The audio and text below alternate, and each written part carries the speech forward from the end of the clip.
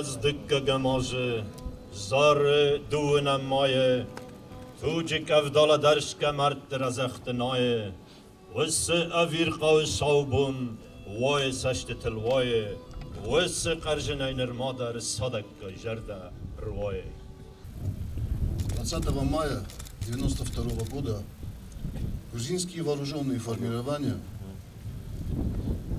расстреляли беззащитных стариков, женщин и детей, которые были вынуждены спасаться от войны, насилия и жестокости. Зарская трагедия – одна из самых страшных трагедий.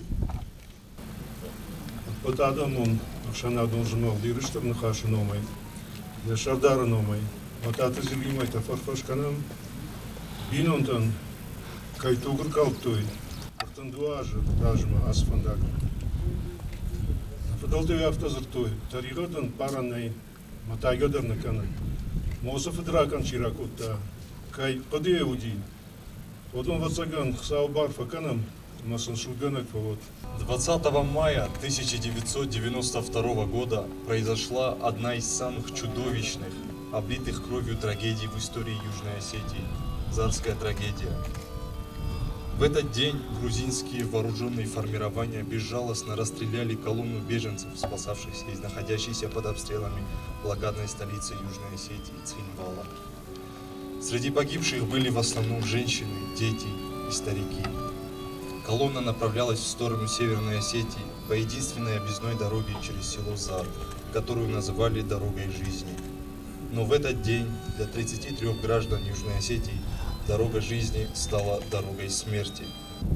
Люди, которые и семьи, которые и отсюда бежали от трагедий, от зла, от фашистов, они не смогли найти себе спокойной жизни, даже там, перебежав через хребет.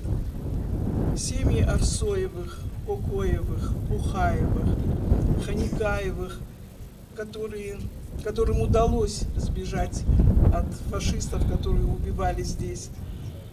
Они встретились с этим же фашизмом там. В Беслане погибли их дети. Мы не имеем никакого права забывать о невинных жертвах этого страшного преступления.